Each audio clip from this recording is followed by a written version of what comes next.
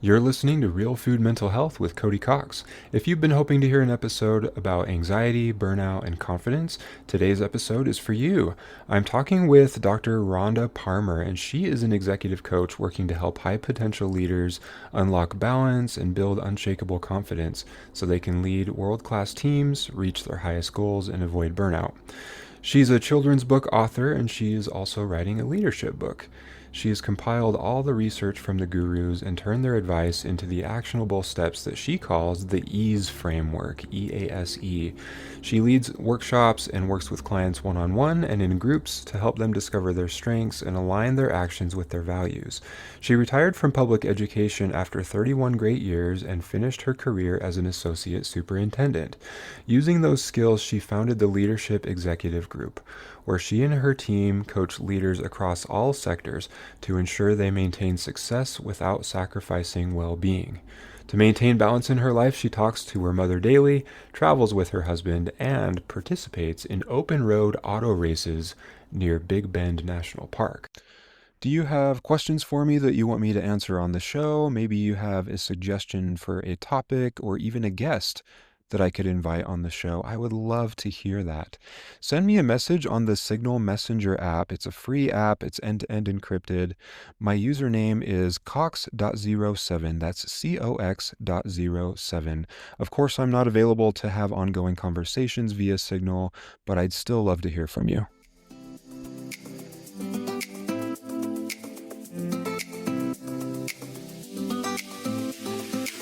Welcome to the Real Food Mental Health Podcast, where we explore the powerful connection between mental and physical health.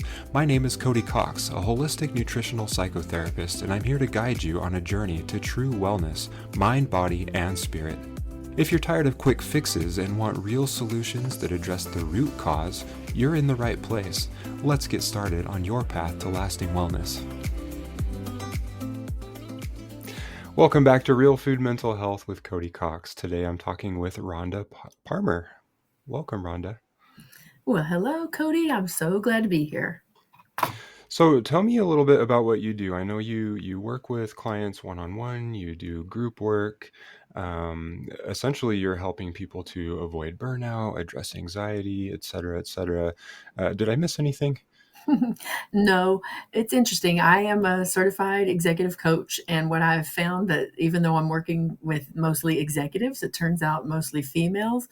As we get to working and uncover, we boil down to some confidence issues or anxiety issues or self confidence and the way they view themselves, the things they talk to themselves about. So it becomes a little bit more on the life coaching end, even though it is designed to help people work through their professional goals. We find that they're just so intermingled with personal things that might be holding them back, that I do a lot of both of those kinds of works. Where do you think a lack of confidence comes from? I mean, we're kind of getting speculative here, but that's not always a bad thing because it's based on our professional experience. We kind of notice these patterns, and I certainly do as a therapist, but what do you think? That's a great question. And what I have found just as a pattern and some of the folks that I work with is most people have some type of failure, some little thing that happened, or maybe something that was told to them that they blew up and exaggerated in their mind. And instead of looking at failure as an opportunity to learn, even some great educators. I mean, I've worked with some principals or even district level administrators who are still trying to overcome imposter syndrome. And I think to myself, you've been an amazing teacher, you've had great success, you've gone on to become either an assistant principal or instructional coach. Now you're the principal. How can you not think you're worthy? And Mm-hmm. it's just something that's in their mind. And through some of my training, I found that our communication and behavior patterns, you probably know this better than I do, so stop me anytime and help me out here. You help me reframe this for myself. But Sure. that, 30% of that is pure genes and hereditary. Another 30% is what's modeled to us from birth till about age 12 or so, when we can kind of start making sense of things on our own. And then the last third of that, excuse me, is from around that same time, maybe a little earlier, around 8, when you started to ask questions about things you experienced, till now. So it's everything you're experiencing on your own and maybe starting to question. And so it's what I train people to do is look at your experiences that you can question and think about. Those are the ones you have the most impact on adjusting or adapting. So let's look at what you've really accomplished and ask questions. Have you graduated from college? Yes. Did you struggle? Yes. Did you make it through? Yes. Are you safe now? And all these kind of questions, just to start building that momentum of, oh, I do have success. And even though there might be this one or two or three or maybe 10 things or even 10 years of things that held them back, it can still be overcome. So I don't know. To answer your question, I think I just know in my mind, um, I did put limiting beliefs on myself. So just going back, silly things from when you're a child. Oh, I'm the only girl in this family of 5 children, or I'm the skinniest one on my softball team. I'm the poorest kid in my friend group, or oh, I have dyslexia. I can't read. So all of those things get put in your head, and we didn't know this until 1997, but they literally become part of you. With the neuroplasticity in our brains, the things we think, the things we say, literally change our brains chemically and structurally. So we have, but because now we know that happened, we can alter that. So we'll get into more of that, I'm sure, as we go. But I believe it is something that happened or that was said to them or that they said to themselves that they haven't completely rewired yet. And they're still living in that frame. I think most therapists would agree that we are now a culmination of what we went through as just throughout life. I mean, from the time of conception, even so before birth, Mhm. we experience things in the womb, and then we're born and we continue to experience things, and that's what makes us who we are as adults. And I mean, I'd hate to perpetuate any like scarcity mindset or this idea that we should always blame outside forces for our problems, because I don't think we should do that. But um, it really does shape us. So, for example, quite often it's the parents, our relationship with our parents, or our relationship with our teachers or authority figures in general. If we have pretty abusive, even if it's just verbally abusive, authority figures as a child, we are going to develop a lack of confidence. Mhm. And I mean, I'm not saying that you can't change that. There are definitely things you can do to change. And you mentioned how if it's an experience in your past, you can definitely reshape that. So, how would you encourage a person to reshape that? If it's maybe it's a core memory of maybe your father talking down to you as far as um, you trying to express what your dreams are for your future, or just to Mhm. throw out an example there, what would you do to reshape that? Well, I just like you mentioned there, Cody. I talk to people the same way, and I say, look, what, regardless of whether I'm going to use some colloquialisms here, but regardless of whether you were born with a silver spoon in your mouth or you had to escape crises and go from shelter to shelter to shelter. I mean, those are two different, way different extremes. But to the person who lives it, they only know their own story. So anytime a child is told no or they don't get their way, they feel like someone's hollering at them or it seems like abuse, mental or, and unless they're physically abused, obviously that's different. But because of the way the ego works in a child, everyone feels like they had some event that caused some kind of cruddy childhood in some degree because we were all told no for different various reasons. But when you get to these extreme cases, for example, like you mentioned, um, a dad saying, "You'll never get there. There's no way that will never work." I ask them to. This is this is something I learned from Harv Eckert a long, long time ago, and he's been talking about how to change your brains for 20 years or maybe longer. But anyway, he says, and I agree, and I now train people to do the same thing, those thoughts that we have are based on something either that really happened or our brain believes really happened.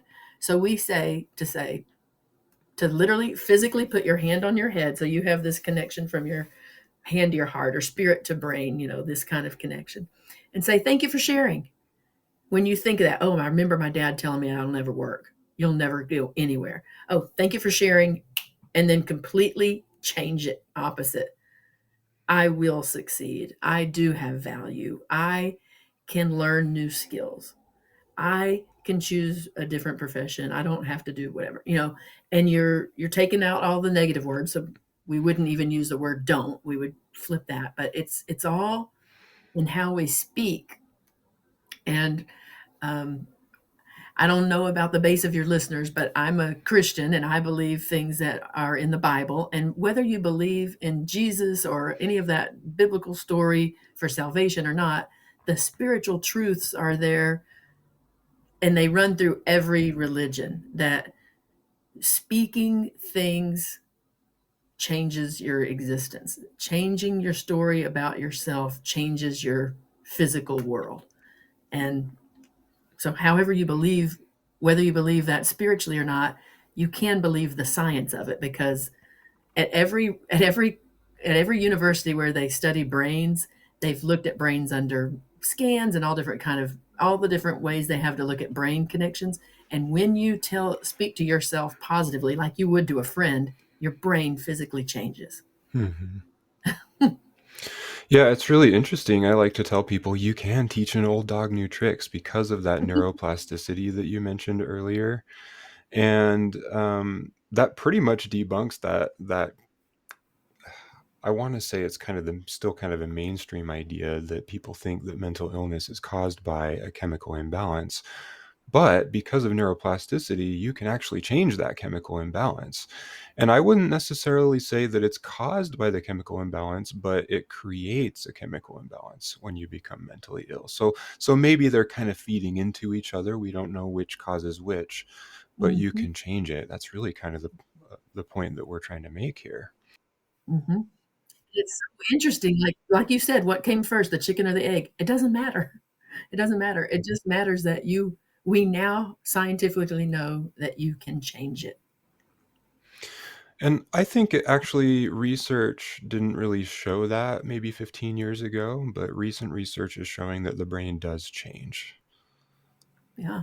So, I mean, Um, we're able to study that more and more, and we're starting to see that old chemical imbalance theory was totally false. And I like to allude to epigenetics, which is diet and lifestyle. So obviously, I think mindset is part of that too. I mean, that's part of that lifestyle portion of Definitely. things. Definitely. And I talk a lot about nutrition, the biochemical side of things, but we do need to talk more about the mindset. So, what are some of your favorite techniques to help to reshape a person's mindset? So, to encourage that neuroplasticity in a positive way.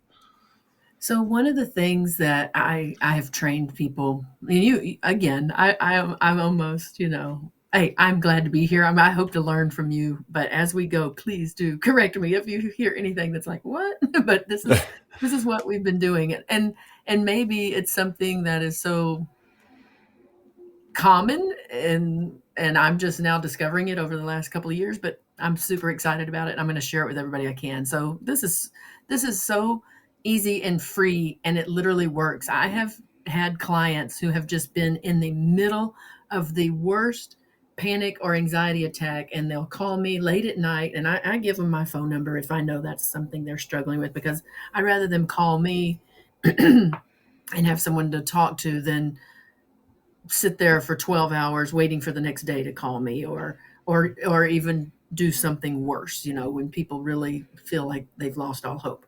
But a young lady called and she was literally just couldn't hardly breathe, crying, couldn't answer, respond to a question, really, really struggling. So once we slowed down enough just to get her to breathe, then I mean, she wouldn't answer any questions. So I found this 5 4 3 2 1 method. So Oh, 5. yeah, that's Tell a me good one. 5 things you can see.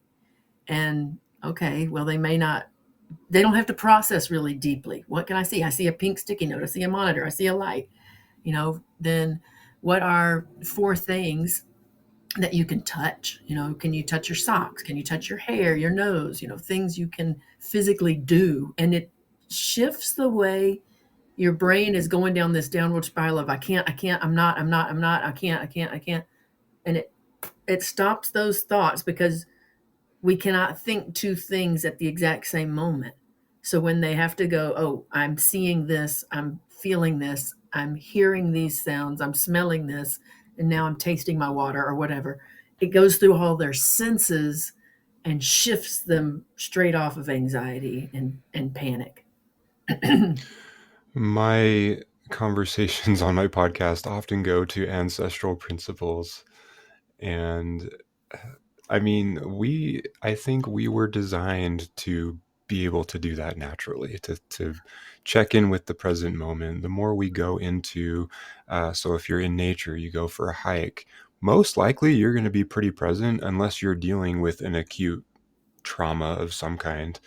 Then you might not be so present. But in most cases, you're listening to the birds sing. You're looking at the flowers on the ground as you walk by.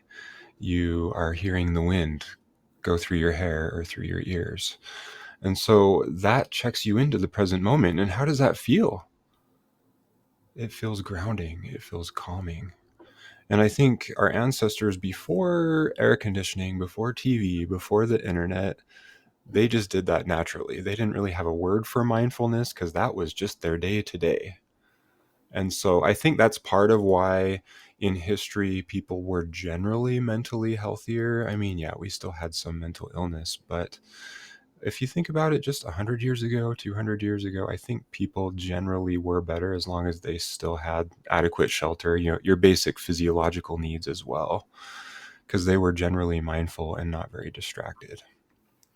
I agree. And that's, one of the another thing, just like you mentioned, I mean, if you could get a person to just walk around outside, we're all on cell phones now. So, hey, go outside, just in your driveway or patio or wherever you are. If you're even if you're, no matter where you are, just go feel the sun or the wind or the ground, Thankfully, we're getting into warmer weather where I am. I'm going to start riding my bike to the office. And I find that when I am riding my bike, I am more present with it's technically commuting, but I am more present with it. I'm noticing things around me where if I'm just driving in the car, I try to be present, but I'm really not. I tend to get road rage just like most people. I get impatient. I get um, focused on changing the music on the stereo. Uh, I don't look at my phone or anything while I'm driving, but I'm pretty distracted.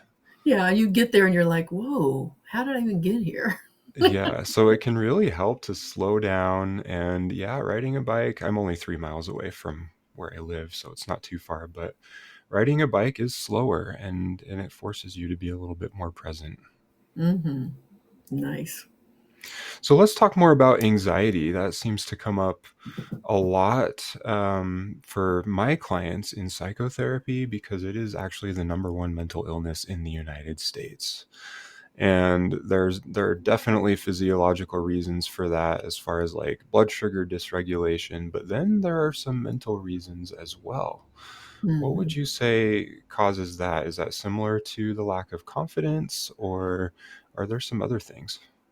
So mostly with my clients, it does kind of always tend to go back to confidence, but there are, um, and when I say confidence, I mean courage. Like we are all faced with the same things. I don't want to sound condescending or anything when I say this, but I think of like boxers. They have a big fight ahead of them, so they're both faced. And any boxer or any athlete, I guess, has that same challenge. They're about to have to really put their mind and body through the runner, through the ringer. Excuse me.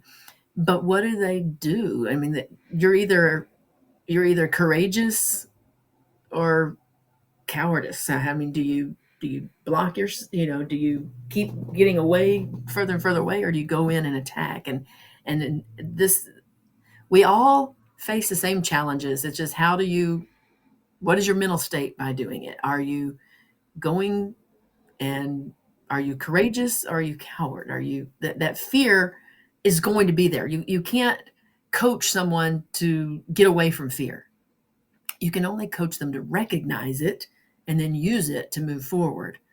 Or once we find out the fear, like let's just go with public speaking, for example. A new CEO has to go before their board, or they have to go before um, a lending board. They're going to pitch their company to try to get loans or grants, and they're about to speak. They've practiced. They have the best speech ever. They know exactly what they're asking for. Everything's aligned. But they get in there and they're sweating. Their heart increases. Their knees are shaking. Their throat's closing up. They're turning red.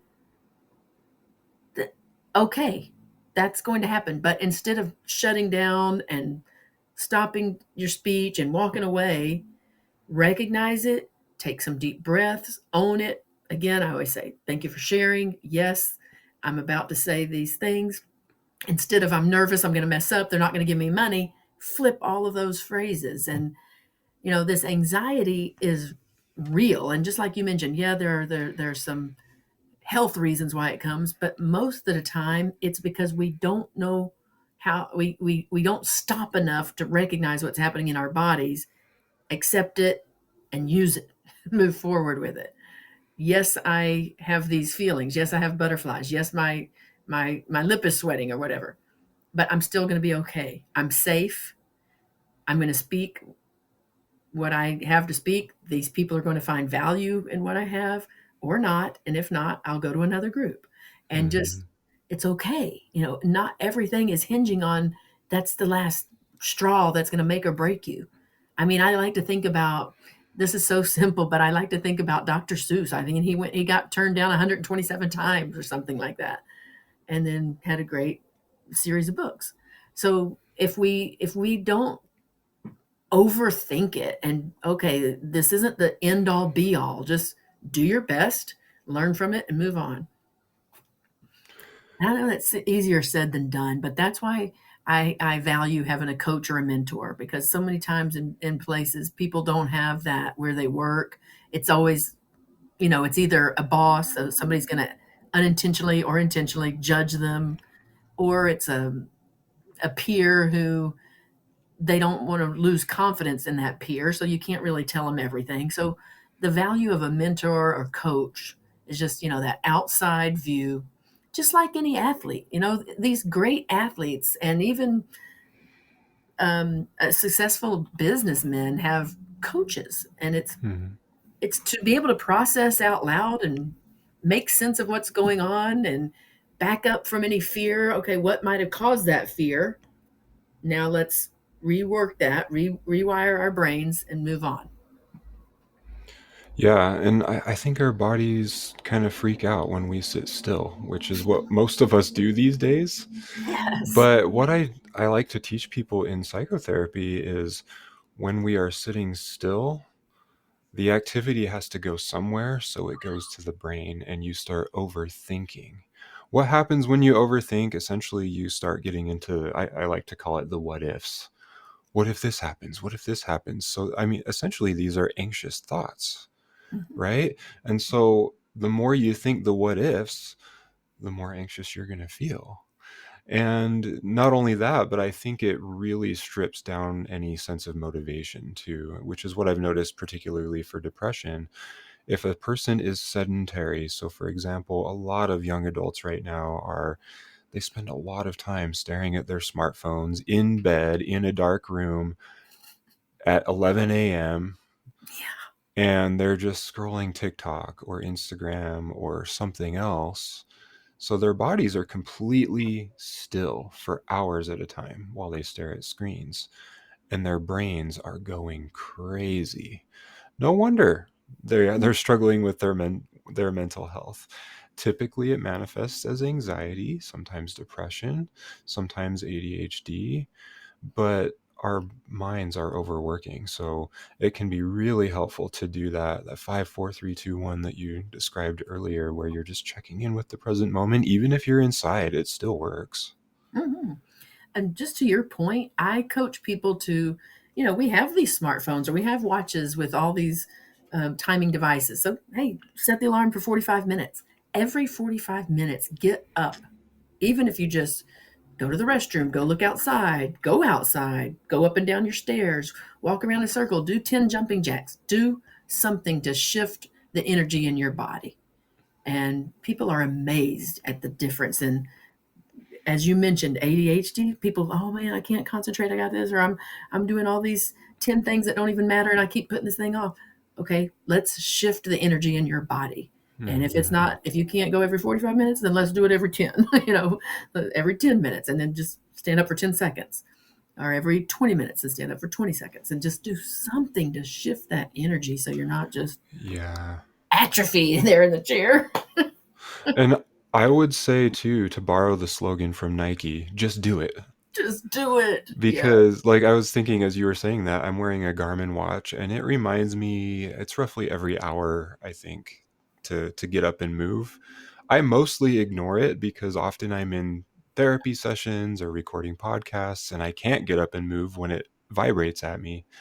But if you are in a position where you can get up when your notification goes off on your phone or your smartwatch or whatever it is that you're using, just do it. Don't overthink about it, because the more you overthink about it, like I was saying a minute ago, you're going to strip down your motivation and you're not going to get anything done. So if you know that it's a good thing, you really don't have to contemplate. Just get up and start moving.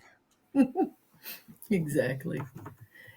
And as I mentioned before, success breeds success. So whenever you do start to see a little bit of success with that, then that does become your motivation. But at first, you just have to do it. And I think you may have already heard this phrase, but imperfect action is better than inaction every day. So just Mhm. even if you just walk around your desk or stand up and sit back down, it's changing the energy. It's good.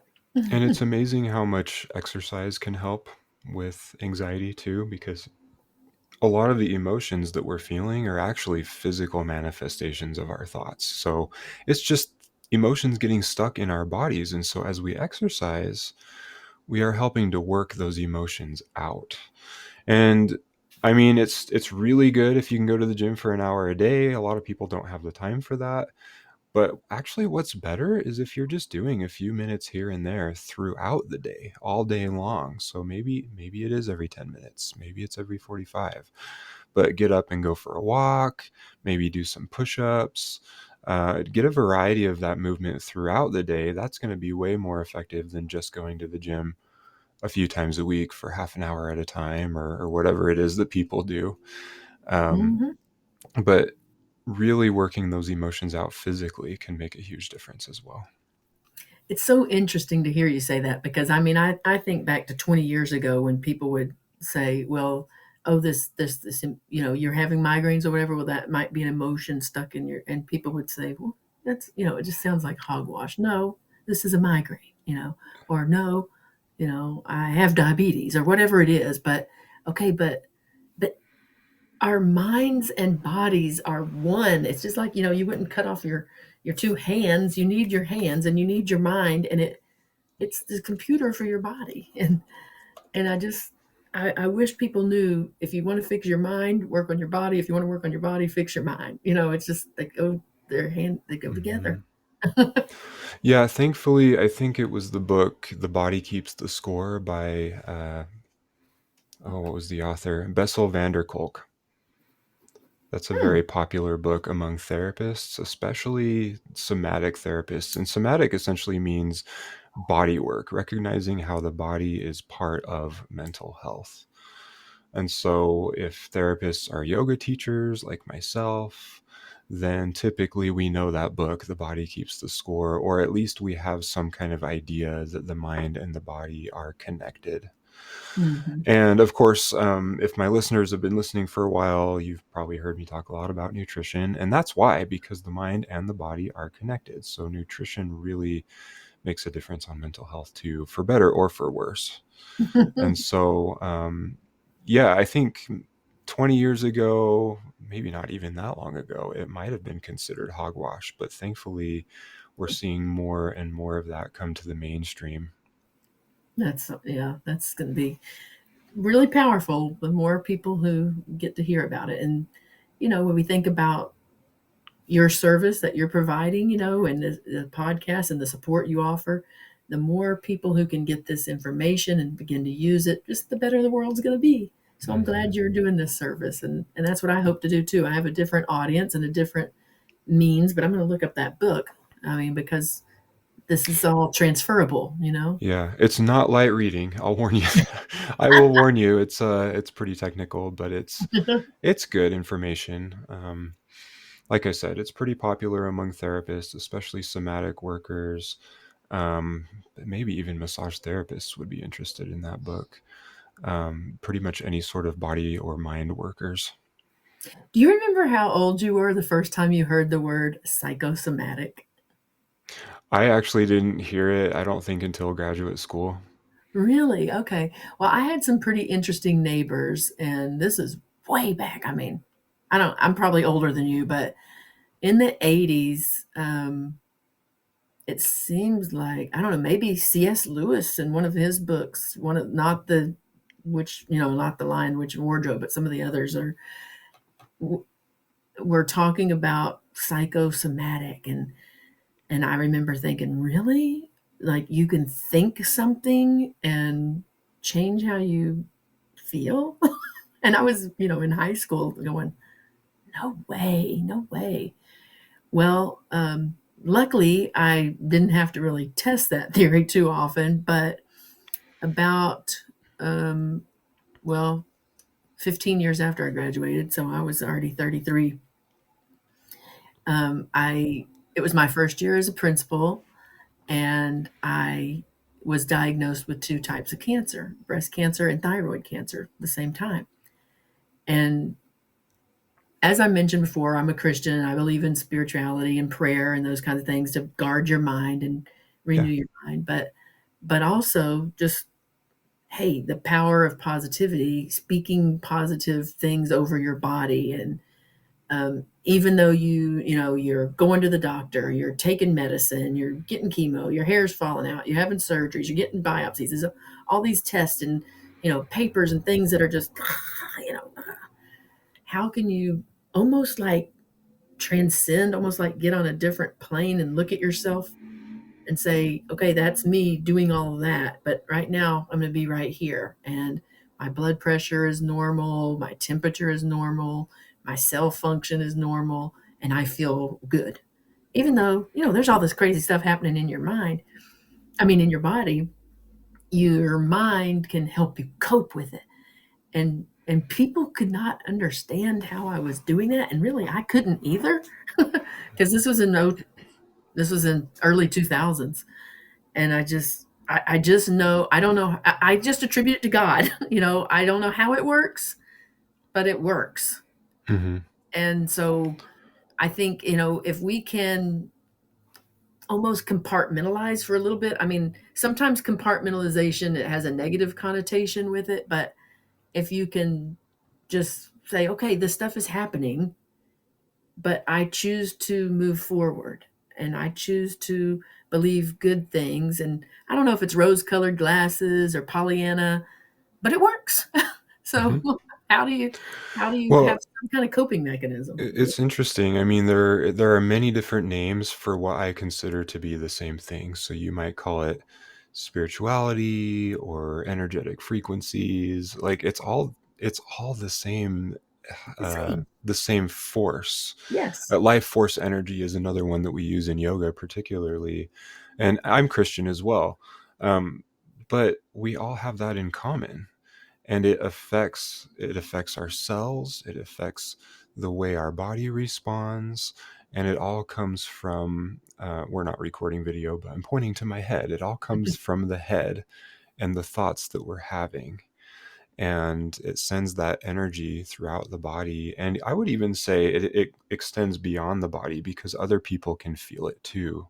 coming from you just like you can from them. So you might call that an aura or a countenance or whatever, but there's definitely there's an energetic thing happening there that I think is what helps to support that neuroplasticity as the brain sends signals to the organs and the organs send signals back to the brain. Mm-hmm. It's amazing. It's fascinating. I mean, if I really understood exactly what was happening, I don't know if I'd be able to sleep every night. I'd just be thinking, wow, is that happening? Is that happening? I mean, yeah, I mean, there's a really, really deep science. I mean, there's metaphysics, which specifically is the study of those kinds of things, but it doesn't have to be that complex. So, and I think that's why religion exists, because religion is meant to simplify it. Sure, there's some science there, but you don't have to be a scientist. You can still practice it by praying, by going to church, by being kind to other people. And even if you're not religious, you can still do that by yoga practitioners, for example, are not religious, but there's more spiritual. Just being a kind person in general. But I think the important part here is to be kind to yourself. Mm-hmm. How are you thinking about yourself? Because typically we are our own worst critics. And Absolutely. how does that make us feel? Inconfident, anxious. We might burn out more, which I actually wanted to talk about burnout next. But it makes us feel awful. Yeah. Yeah. It's interesting how, and we don't really know this because we can't really deeply communicate with other creatures, but you don't see, a squirrel saying, "Oh, I'm not worthy enough to go collect all these acorns for the winter. I guess I'll just sit here." They do Hmm. what they need to do to survive. And um, maybe that's too simplistic, but why are humans the ones who have this inner critic that holds them back? I don't know. I can't help but think it just goes back to that. I kind of blame it on technology that allows us to be sedentary, but to still get everything we need to stay alive. So, I mean, we can sit around in our dark bedrooms all day long and just go to work once in a while and make some money to buy groceries, and we'll still have our shelter and our food. Squirrels can't do that. Right, They right. have to gather their food and prepare their shelter for the winter, or they won't survive. And so lately, I don't know why, but for some reason lately, I've been thinking, if we went back to being primitive as humans right now, like say there's a major natural disaster that just kind of wipes out our government organization and commercialism and all that stuff, I don't think a lot of us would survive because we are so used to being sedentary and we are mentally ill. Yeah, We wouldn't have the mental capacity to get up and do something about our survival. yeah. We're so used to being taken care of by consumerism and Hmm. by other people and systems and government programs. Almost kind of spoon fed, right? Yeah, Hmm. yeah, that's a good way of putting it. Well, I think about burnout, what you just mentioned, kind of saying we're all mentally ill. We all kind of are. And we all have these broken pieces. And how do we, glue it back together enough to move forward and have success and have fulfilling lives where, it's not just about what you do, but who you are. Who are you? Who are you? You're a daughter, you're a son, you're a wife, you're a husband, you're a father or whatever. When people generally ask you, what do you do? You say, what you do. I'm a yoga instructor, I'm a psychotherapist, I'm a teacher, I'm a coach, whatever. But really, what do you do? As humans, we all pretty much do the same things. We work a little bit to make some money to have some fun, but really we take care of the people we know and love. So how, if that's really basic truth, then how can we, in the quest to do that, make sure we're able to do it better and longer? And so I'm usually coaching executives. So I have a pretty simple, I don't know if I told you this or not, but my careers, I have 31 years in public ed. And I think I've alluded to being a teacher or principal, but everything that I try to teach people tries to break it down to simple things they can remember and have action. So if we're thinking about being better caretakers and doing it for longer, more years, these are some ways you can do this at work. This boils down to blocks, clocks, and socks. And I have a little book coming out, little short little ebook or short book about it. Anyway, blocks. In our calendars, I loved this. When COVID came out in Microsoft, this was just a new feature that came up. And it started prompting you to block out time on your calendars. And at first I kept thinking, what, who's sending me this? What is this? Why do they want me to block out time? And I finally researched enough to realize, oh, this is something I can put in the system. When we were all online and you were sharing your calendars, people could jump on there and put a meeting on there anytime there was an open slot. Oh, I need to meet with you for 30 minutes about this. So if you go in beforehand and block out time that you're going to, if you're at work, what project are you going to work on that only you can work on? Or, you know, you're going to set up this meeting or write your agenda or whatever. Only things you can do. Nobody else needs to be in the room while you're doing this. So block off 2 hours, 2 hours of your generally 8 hour calendar that nobody is going to hijack your time. Hmm. And people, there are people who feel really guilty for doing that. Oh my gosh, no, I'm at work. I need to be available for other people. You will be for the other 5 or 6 hours. You will be. But this is protected time for you to complete your work on time, because the clock is the next one, and that is setting your daily, what is your end time? When do you when do other people expect you to leave work for you to either get home or go watch your son's basketball game or whatever it is? So, again, backing up to be mindful of what other things are happening besides you just being productive at work, and setting that clock and have an accountability partner. Hey, it's 5 o'clock. It's time to go. I know you're still working on something. Put a sticky note on there and let's leave. And when you get a little bit more disciplined at that, then you can even back up. Okay, I know I'm going to be leaving at 5 o'clock. So at 4:30, I'm going to start shutting down, do my last few emails, organize my desk, make my list for tomorrow. So you have a good 20 to 30 minutes of preparing for tomorrow. So when you come in, you really can start fresh instead of, oh gosh, what is all this cluster? What was I even doing? So blocks of time on your calendar, clocks, setting an end day and getting some discipline about ending your day on time, and Hmm. then socks is for you. So you go home or over the weekend, you kick off your shoes and you literally do something for yourself that is rejuvenating. If it's, I mean, I was on a podcast once and they said, "Oh yeah, you mean like taking a hot bath and putting on a spa mask?" And I'm like, "Okay, yeah, if that's what you want to do." But I'm talking about, you spent time with your family, or you took time to call someone that you love that you haven't spoken to in a while, or you just took a nap, or whatever it is. So But essentially, that's your self-care time. yes, Yeah. something for yourself. But maybe it involves connecting with another human. Like, we get so busy in our days, and if you're working 10 hours because you're taking care of everyone else and not yourself at work, so you had to stay later, then you got home late, then you missed supper with your family, so now you're eating, everybody else is doing something else, now you're just so tired. Okay, I'm gonna just lay down in front of the TV. If I fall asleep, fine, because I must have needed it.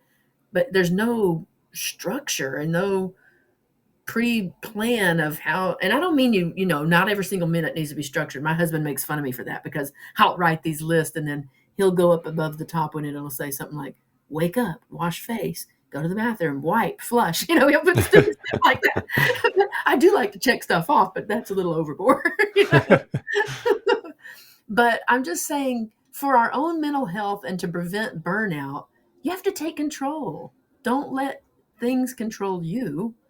Slow down and think about what you're doing and plan things for yourself so that you can be there fully present and productive for others when it's those times. What about I know nowadays we tend to be workaholics, and you tend to work with a lot of executives, and so I really wanted to touch on that too. So burnout is one thing that most of us deal with, whether we're executives or not. But how would you define being a workaholic? Okay. You know how people say you generally get into a career because you have expertise in that because you were once that. So I have finally overcome it, and I alluded to this a little bit earlier, but um, I truly believe workaholicism is also related to confidence, either confidence in yourself or lack of confidence in yourself or lack of confidence in your team. A lot of executives have a lack of confidence in their teams. And maybe they just got placed at this um, bank. You know, they've just gotten this executive job they're the executive director of loans, for example, and then they come into this bank where they haven't had any experience, so they're meeting all these new folks. They don't know who can do what, and they accidentally try to do too many things, especially if they have never been in that role before. It's different if they came to that as a parallel, you know, as a lateral move, but if they got a promotion and moved to a new place, which is the case a lot of times, then they're having to build trust in their team and also get their work done and prove that this organization picked the right person. So there's all these scripts in their heads that cause them to work differently and not as effective and efficient. So I'm going to just go back to quickly on my story. Hmm. So we did not know what dyslexia was way back when, and I had enough, I don't know, some other kind of mental fortitude to make me try harder so I could cope with it and overcome. But what happened is it made me become an overthinker or let's say just I guess a workaholic because like I don't want to have any mistakes here. So I know I have this issue. I have to pay attention a little bit. I need to slow down and check my work. And I also can't let anybody know I have this problem. So I need to not have any mistakes so people don't think I'm dumb, you know? So again, it's these limiting thoughts. So you overcome dyslexia, but then it creates overworking, which then leads to um, workaholic. So now when you get to workaholic syndrome, when it goes a little bit further than just overworking, what is behind it? Okay. Initially, it was, I don't want people to think I'm dumb, or I just got this new job, or I want to prove to them they picked the right person. But then it goes further, like you've taken it to the addiction almost. Like I'm Hmm. addicted to being busy. I'm addicted to getting things done. I'm addicted to making this list and checking it off so I feel good about myself. So then you have to almost work backwards. So really, what causes that you have to have this checklist to prove your worth, or you have to have this wearing this 18-hour day badge, you know, oh, I worked 18 hours. I got all this stuff done. I worked 18 hours like it's some big proud badge. And I used to say those words, but now when I hear people say that, I think, you got something wrong with you. You know, what are you avoiding? Or what's taking you so long to get your work done? It's not that hard. But a lot of times it's when people work that hard, it's to avoid something else. So, are you avoiding your family? Are you avoiding a difficult conversation? Are you avoiding um, these other feelings, thoughts in your head?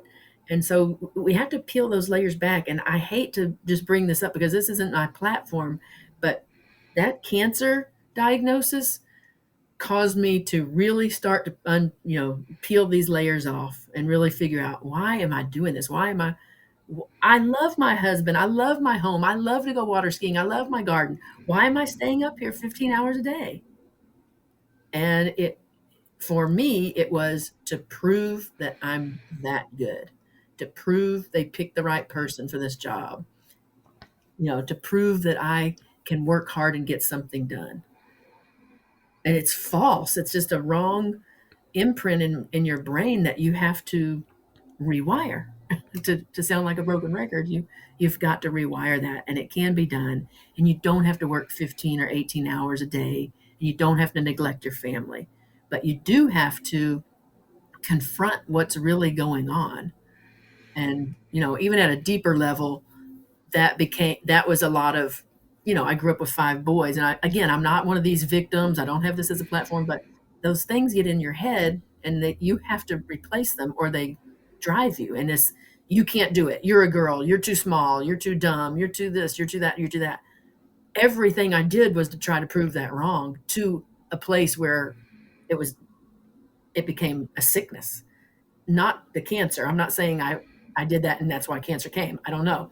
Mhm. But I thank God that I was able to work through that cancer because it helped me work through a lot of mental and emotional things that changed my life. It changed the way I worked. It changed the way I coached others. It changed what I expected from others and how I tried to model for them a balance between work and life. And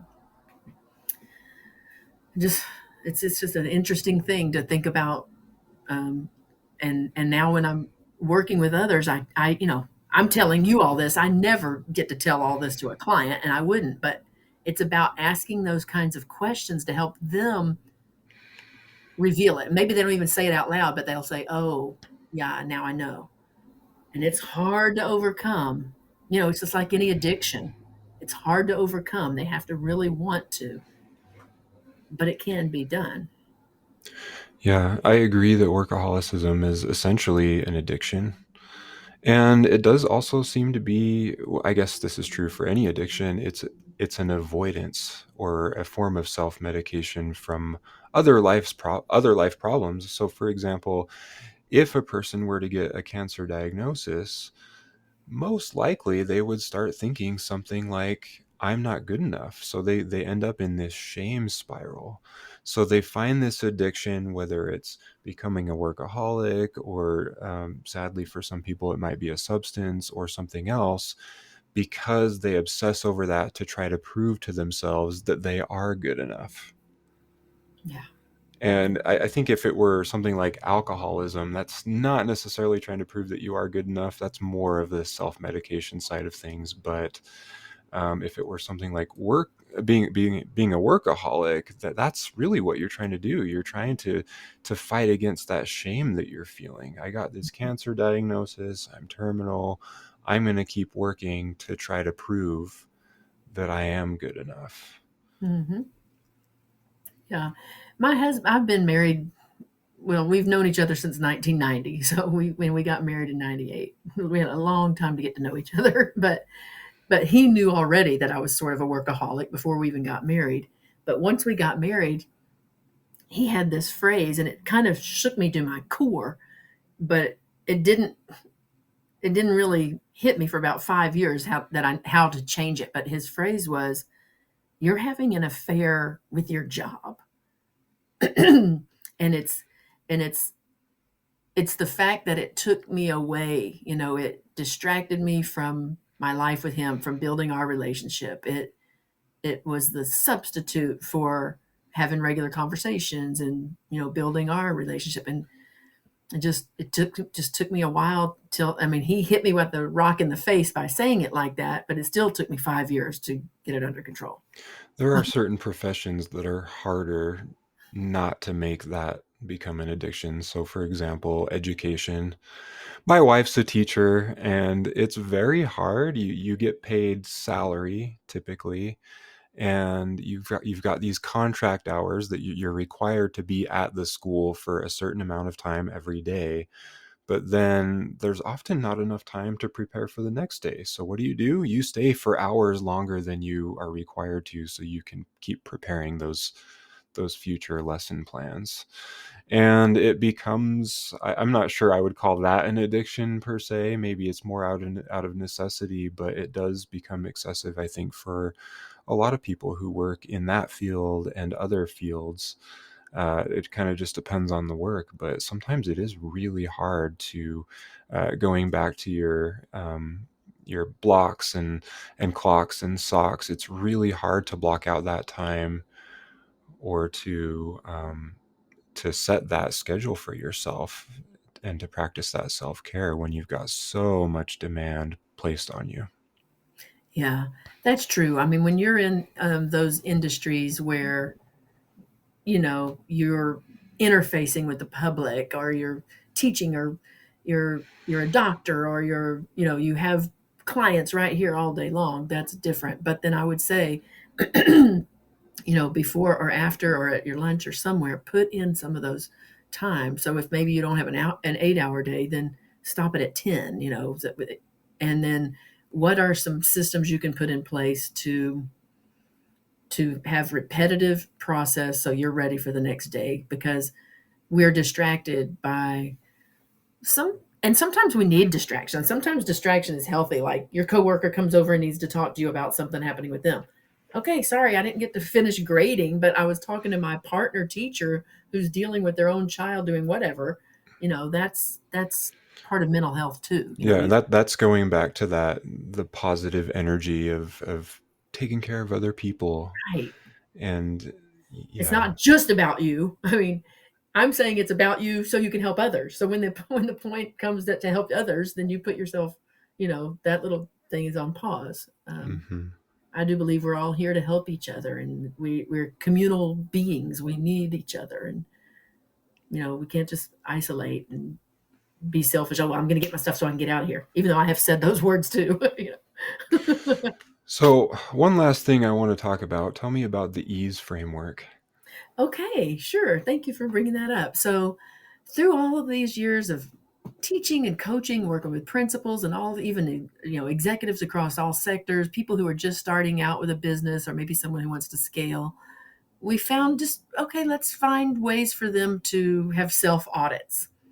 So, thinking about all of the research gurus for leadership, you've got John Gordon, John Maxwell, Simon Sinek, even Brene Brown with the different thinking about shame that you mentioned earlier. But all those research people and the things that they say, how can we merge those together to come up with a framework to help us be productive, but effectively, efficiently? And so my EASE framework generally stands for evaluate, activate, support, and engage, or engage, activate, support, and evaluate. But it changes a little bit based on whatever the task is. So I have a book coming out called um, the it's Ease into Leadership, EASE, Ease into Leadership, EASE acronym. So I just mentioned the one there, but for every task a leader has to do, the EASE acronym may change a little bit. And these then I've turned them into just conversation guides. They look like a worksheet, I mean, if you have flashbacks to high school, you go, "Oh gosh, don't give me a worksheet." But there's no demand that you write on it, or that you fill it out, or even definitely that you don't have to turn it into anything. They're all designed to help you collaborate with some team members, reflect a little bit about what your end result really is, and then efficiently and effectively work through to get things done. So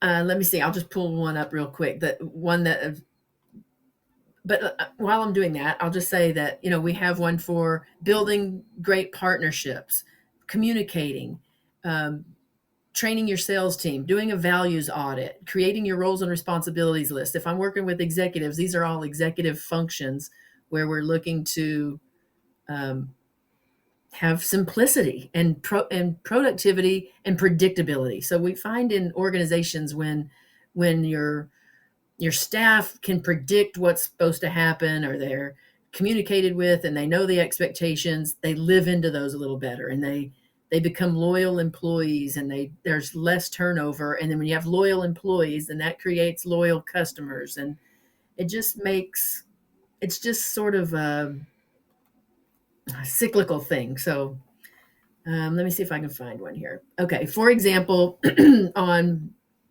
the blocks, clocks, and socks, so mastering time management almost. E is eliminate, cut out what's unnecessary. A, automate, so put some things on repeat, like if even just filtering your emails. S, simplify, so create shorter plans, groups of three, let's do 3 things this week or whatever, so you can have a clear focus and everyone can move forward together. And then E, energize, recharge your own self so you can remain productive. That's just how I'm talking about the blocks, slocks, and clogs, but for time management. So this book is just designed as a field guide. It's not something you have to read from page one to page whatever, 107. But it's like, oh, we're about to do a values audit. Okay, here's a guide. So you have, what does it stand for? What are your 4 points? What are some reflective questions or coaching tips about it? And then you rate yourself on a rubric of like implementation. Am I a beginner? Am I proficient? Am I advancing? Am I mastering? And then depending on where you are, where you rate yourself, then there are more tips to help you get a little more clear and move a little bit forward. And so my husband always says, he said this ever since we met in college. He's like, why are you always trying to get people to do more?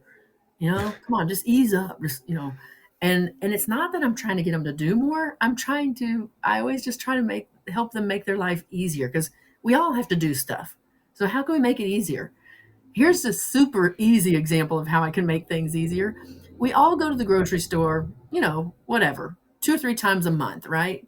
So make a list of all the things you typically buy, just everything you can think of that you like to buy. And then make a bunch of copies of it. And when you're about to go to the store, just highlight the ones that you only need that time.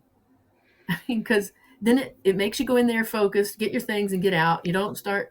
Now, if you want to take your time and you want to go up and down every single aisle and you want to make some snap decisions about what to buy, then go do that. But mostly we want to get in and out. So we all have our typical things that we buy. So just make your grocery list once and for all, but then just highlight it for the ones that you need that time. Yeah, and these are principles that anybody could apply, not just Yeah. executives. So I'm glad you shared that. Thanks. Okay, so one last question well, I've got a couple more questions, but they're quick end of the episode questions. Uh, Out of all that we've talked about today, is there something that really stands out to you that you want listeners to remember? Yes. I think what really spirals through all of my work is this idea of confidence and courage, and that we all have fear. We all face fear, but how do we respond to it? And that confidence and courage are not something you're born with, but they're something you can practice and you can get better and you can strengthen Yeah. your own courage. And I always say, hey, borrow some courage from someone else before you get it, like borrow it from me, pretend you're me for a second, or borrow it from your dad, or borrow it from Jeff Bezos or whoever in your industry that you look up to. Learn what they do and what they say and how they overcome it, because you can learn, your brain can change and you can become better at it. Good. Great. Uh, One last thing. If people wanted to find you, maybe work with you, how can they find you? Thank you. Yes, they can go straight to my website. It's rhondaparmer.com. And remember, Parmer rhymes with farmer. So it starts with a P like Paul, ARMER, rhondaparmer.com. And you can also find me on LinkedIn, just Rhonda Freeman Parmer. Okay. Thank you so much for joining me today, Rhonda. Thank you, Cody. I wish you the best. Thank you for all your work and support. You've been a great help. I know you're going to continue to do so. Oh, thanks.